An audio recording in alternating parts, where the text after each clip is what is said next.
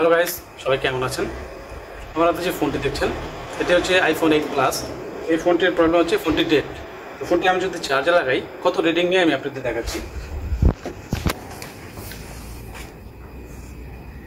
দেখুন, আমি ফোনটি চার্জার কেবল ইনজেক্ট করলাম এবং 4 নম্বরটাই দেখেন 0.5, সে 0.5 এমপিআর নিচ্ছে এবং ডিসপ্লেতে কিছুই দেখাচ্ছে না।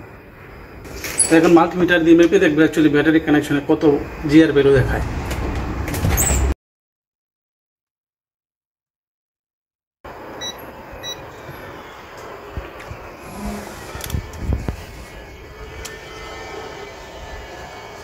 এখন আমাদের ব্যাটারি কানেক্টরে যে জিআরটি পজিটিভে সেটি হচ্ছে 439 এবং যদি আমি এটা ফরওয়ার্ড মোডে মেপে দেখি তাহলে মিটার দেখা 1280, মানে এটা নর্মাল।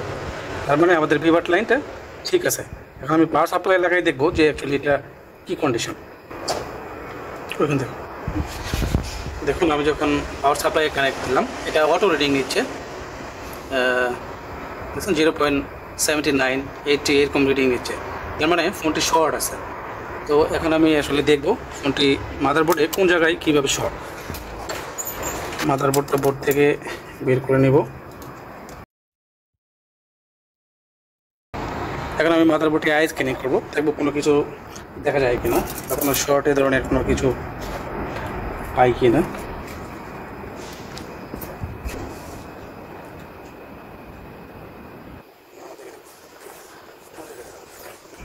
আমি বোর্ডটি আই স্ক্যানিং করলাম কিন্তু আমার চোখে ওরকম কিছু ধরা পড়লো না। এখন আমি অ্যাকচুয়ালি লাইনগুলো দেখবো।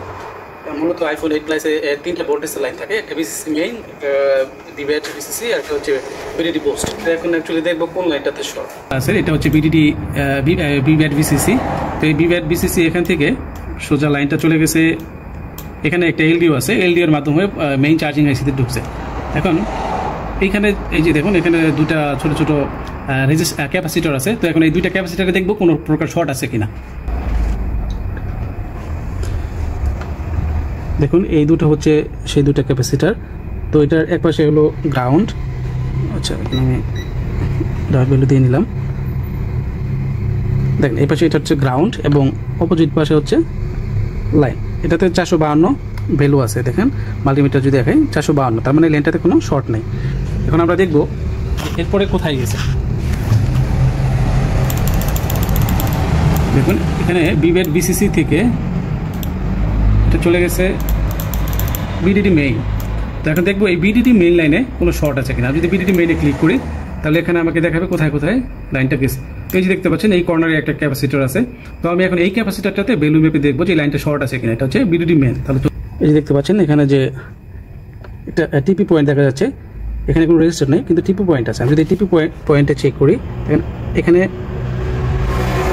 মিটারে দেখাবো, দেখেন এখানে 542 দেখাচ্ছে। তার মানে আমাদের বিডিটি মেইন লাইনটাও ঠিক আছে। এখন আমরা দেখবো এরপরে যে লাইনটা সেটা।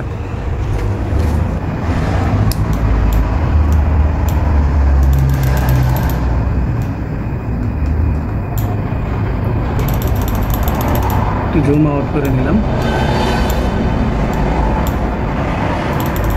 এই পাশে পাওয়ার আইসির সাথে এখানে দেখেন এই যে দেখেন 1, 2 কর্নারের এই 2 নম্বর স্টেট ক্যাপাসিটারটা, এটা হচ্ছে বিডিডি বুস্ট লাইন। যদি এখানে ক্লিক করে দেখেন এটা এআইসি হয়ে আর ওইদিকে চলে গেছে। তো আমরা এখানে যে এই ক্যাপাসিটারটা এটা চেক করে দেখবো যে বিডিডি বুস্ট লাইনে কোনো শর্ট আছে কিনা।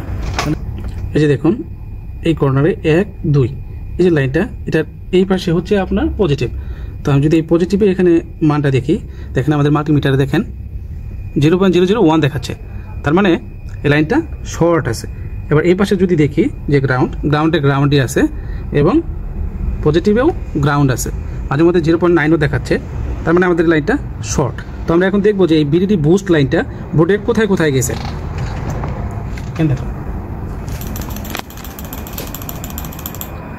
দেখুন এই বিডিডি বুস্ট লাইনটা বোর্ডের এই পাশেও আছে এবং অপোজিট পাশেও আছে। তো ন্যান্ডের পাশে যে পাশটা ন্যান্ড আইসির পাশ, এই পাশে লাইনটা বেশি চলে গেছে। তো এখন আমরা প্রথমে ন্যান্ডের পাশটা দেখবো যে এই পাশে কোনো শর্ট আছে কিনা। তো আমরা এই পাশে আমরা ধোয়া দিব, ধোয়া দিয়ে ভোল্টেজ ইনজেক্ট করে দেখবো যে এই পাশে কোনো কিছু মেল্ট হয় কিনা। যদি এই পাশে না হয় তাহলে পরবর্তীতে আমরা অপোজিট পাশে যাবো। তো আমরা প্রথমে এই পাশটাই চেক করব। মাদারবোর্ডের এই পাশটাতে প্রথমে ধোয়া দিই, ধোয়া দিয়ে এরপরে দেখি কোনো মেল্ট হয় কিনা।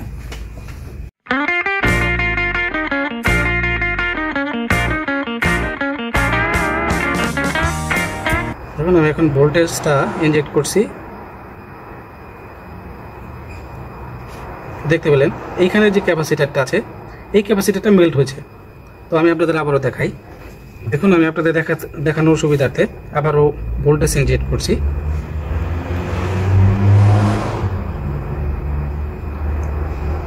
তো দেখতে পেলেন 1 2 3 4, এই 4 নম্বর ক্যাপাসিটারটা মেল্ট হয়ে গেছে। এখন এই ক্যাপাসিটারটা রিমুভ করে দেখবো ফোনটা অন হয় কিনা।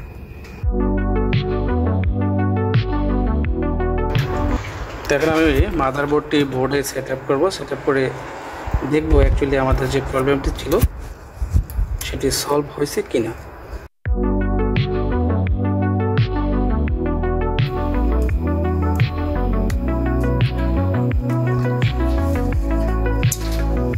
তখন আমি চার্জার ইনজেক্ট করে দেখবো। তো দেখতে পেলেন আমি চার্জার ইনজেক্ট করার সাথে সাথে ফোনটি কিন্তু অন হয়ে গেছে। তার মানে আমাদের যে প্রবলেমটি ছিল সেটা কিন্তু সলভ হয়ে গেছে।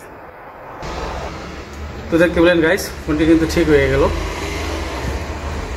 তো এরপর আরও ভিডিও পেতে অবশ্যই আমার পেজটিকে লাইক করবেন, ফলো করবেন, শেয়ার করবেন এবং সুন্দর একটি কমেন্ট করে যাবেন। ধন্যবাদ।